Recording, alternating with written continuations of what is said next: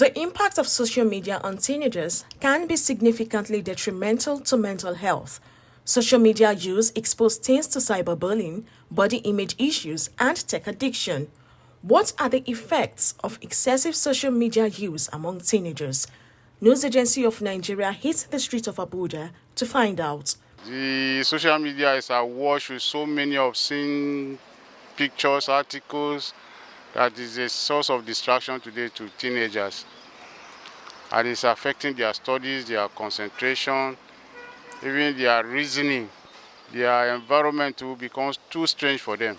The excessive social media is now making our youth to be corrupt.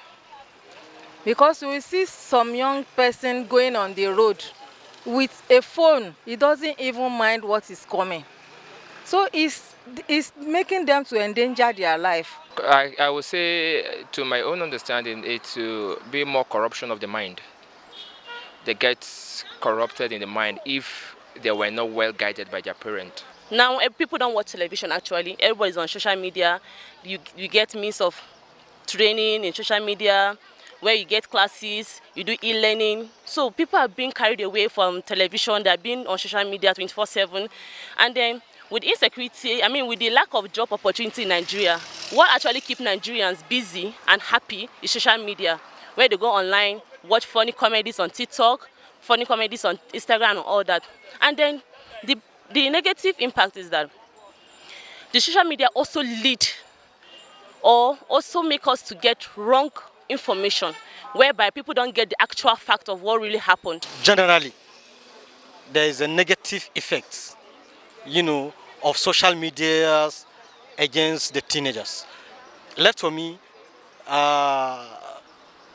it has accumulated very bad because teenagers took advantage of the social media, because these days, especially in Africa, you see people using exposing themselves on the social media where there is no, or where it's not supposed to be.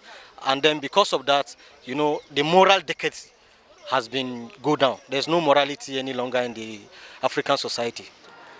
In as much as it has a lot of advantages, I would say it also have a lot of disadvantages. I would give just a few points.